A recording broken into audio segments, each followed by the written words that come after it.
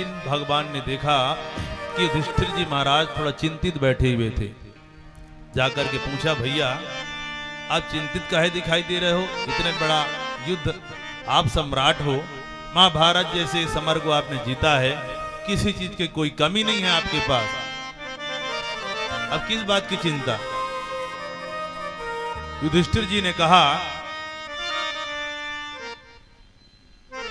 कि मैं जब विधवा नारियों को निकलते देखता हूं कि जिनके पति महाभारत के समर में मारे गए, उन नारियों को जब यहां से निकलते हुए मैं देखता हूं अपने सामने से, मेरे को बहुत ही कष्ट होता है और मैं जो है बहुत ही व्यथित हूं, बहुत ही दुखी हूं। भगवान समझाने का प्रयास किए, लेकिन भगवान की बातों का किसी प्रकार से उनके ऊपर कोई प्रभाव नहीं पड़ा। क्यों? क्योंकि वो छोटे भैया समझते हैं भगवान को। भैया समझाने वाले के प्रति यदि गुरुत्व की भावना नहीं है, उनका उपदेश हमारे मन में नहीं, हमको समझ में आने वाला नहीं है। क्योंकि वक्ता के प्रति गुरुत्व की भावना होनी चाहिए। अब भगवान समझाने वाले कितने बड़े ज्ञानी हैं, भगवान समझ सकते हैं, सर्वज्ञ हैं, लेकिन भगवान की बात समझ में नहीं आ रही है। क्यों? क्योंकि छोटे भैया मान रहे हैं। भगवान समझ गए, बोले इनको किसी दाढ़ी वाले बाबा के पास ले जाना पड़ेगा।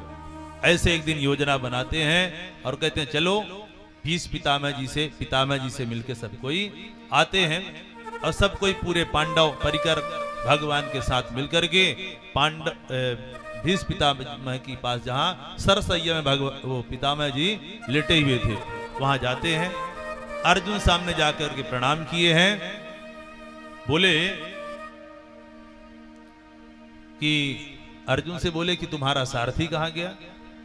तब भगवान आकर के प्रणाम किए, बोले हाँ बाबा। बोले तुम किनारे काहे खड़े हो भैया? भीष्म पितामह जी बोले हो गया बाबा जी। तो आके वहां जैसे खड़े हुए हैं, बोले अर्जुन ये बताओ तुम्हारा इनके साथ ये क्या लगते हैं तुम्हारे?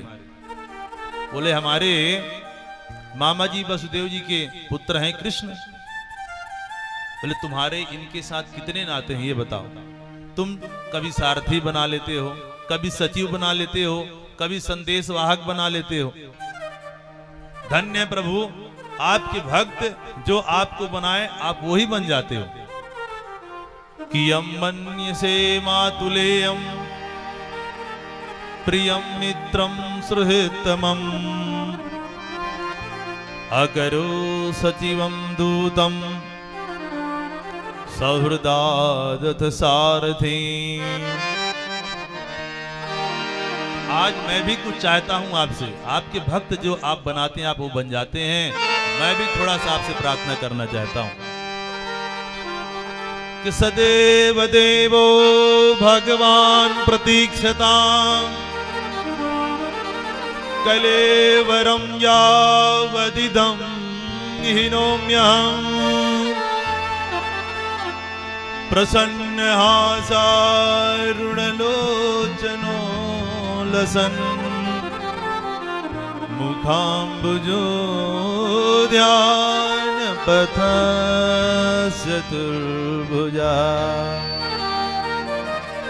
बोले प्रभु मेरा आपसे यही विनती है कि जब तक मेरा प्राण अब छूटे ना तब तक मेरे सामने खड़े रहो।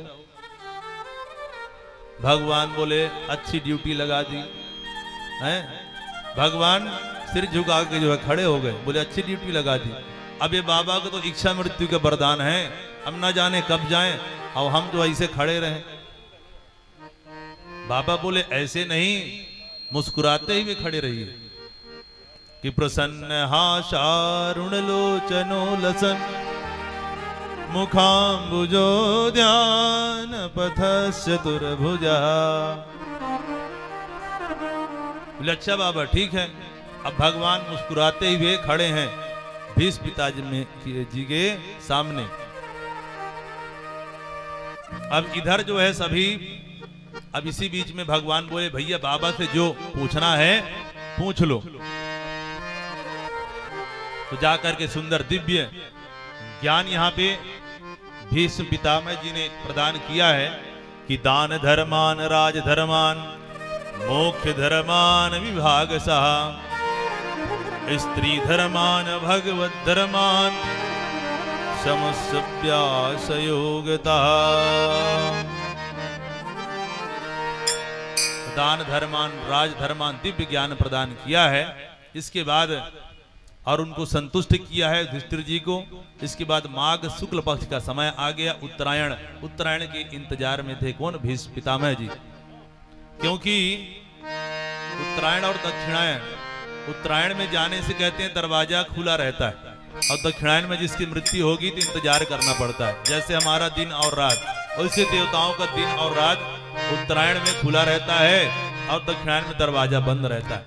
इसलिए पितामह जी ने इंतजार किया। और यहाँ पे अब इनको पुष्प मिला नहीं, तो पुष्पिताग्रा छंद्र में ही दिव्य एकादश श्लोक में भगवान की दिव्य स्तुति भीष्म पितामह ने किया है। आइए हम लोग बड़े प्रेम से करते हैं।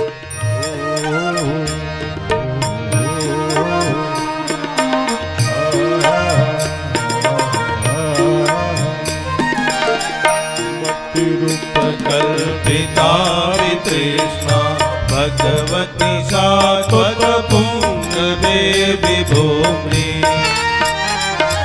स्वसुखमुपगते त्वतीर्विहरतु प्रकृतिमुपेयुषियद्भवप्रभाः। त्रिभुवन कमलं तमालवर्णं रविकर गौरवराम्बरं दधामि, कपुरल ककुलाभिधाननाभ्यं विजय सखे रतिरस्तु मे नभः। युधि दुर्गर्जो विधूम्रविश्व कचललितो समबालिलङ्कृतास्ये, मम निशितशरैर्विभेद्यमानः त्वद्विलसत्कवचितो कृष्ण आत्मा।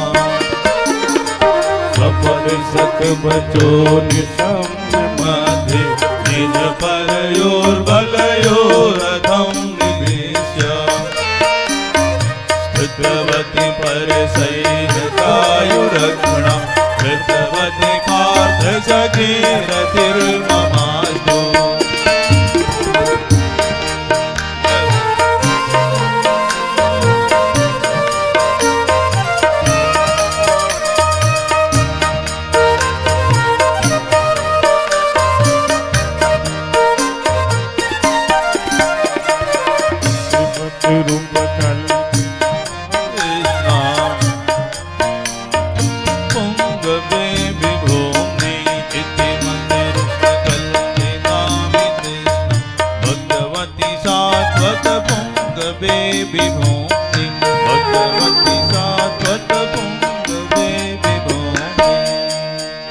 बोलो वृंदावन बिहारी लाल की। इस प्रकार से दिव्य एकादश श्लोक में दिव्य भगवान की स्तुति कर दी। पुष्पिताग्रा छंद में, पुष्प नहीं मिला तो छंद ही बना दिया पुष्प नाम का। बोलो वृंदावन बिहारी लाल की। पितामह भीष्म कहते हैं कि इति मति रूप कल्पिता वितृष्णा। बोले प्रभु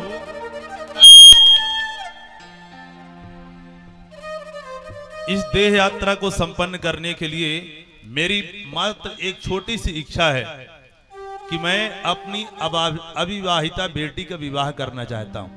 भीष्म पितामह जी कह रहे हैं कि अविवाहिता बेटी का विवाह करना चाहता हूं। भगवान कहते बाबा अरे आपका जब विवाह हुआ नहीं तो बेटी आपकी कहां से आ गई?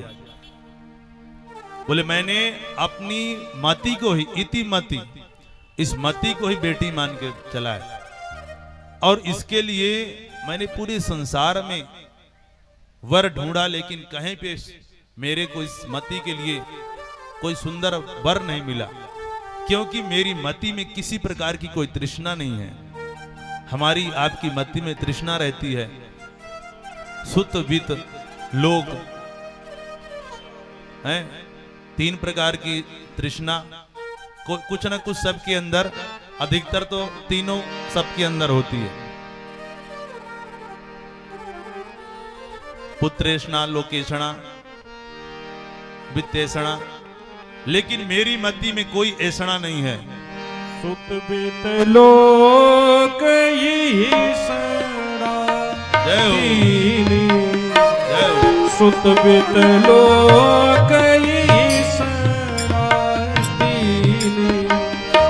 केहि के मतीन कृतन मलीनी। केहि के मतीन कृतन मलीनी। श्रुत बित लोक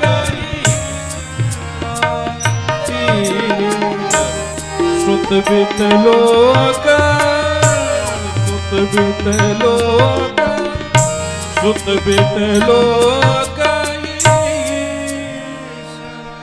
तो तीन प्रकार के तृष्णा। तो कहते मैं अपनी बेटे के विवाह, इस बुद्धि का विवाह आपके साथ, आज आपको मैंने देखा है तो मेरे को लग रहा है कि वर मेरे को जो है मिल गया है, और इस बुद्धि को मैं आपको समर्पित करना चाहता हूं। आप कहते भी हैं कि मैं बुद्धिम निमेष है, इस बुद्धि को मैं आपको जो है समर्पित करता हूं।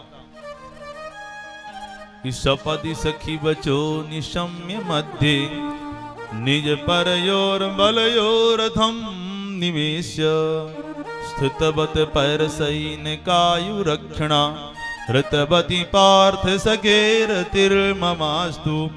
इस प्रकार से दिव्य भगवान का, रास बिहारी भगवान का पितामह जी ध्यान करते हैं, और ध्यान करते हुए अपने देह का जो है यहाँ पे भीष्म पितामह जी ने त्याग किया है। जिस प्रकार से शाम के समय पक्षियों का कलरव अचानक से बिल्कुल शांत हो जाता है, उसी प्रकार से वातावरण अचानक से शांत हुआ। फिर धीरे से दिव्य देवताओं के द्वारा पुष्प वर्षा होने लगती है, दुंदुबिया बजने लगती है, और ऐसी जैसे देहांत काल में दिव्य भगवान का ध्यान करते हुए इन्होंने प्राण त्याग किया है। आइए हम भी प्रार्थना करते हैं भगवान से कि प्रभु जी, इस प्रकार से जैसे आपने भीष्म के ऊपर कृपा किया, हमारे ऊपर भी ऐसे कृपा करें कि आपका दिव्य दर्शन करते हुए हम भी प्राण त्याग करें।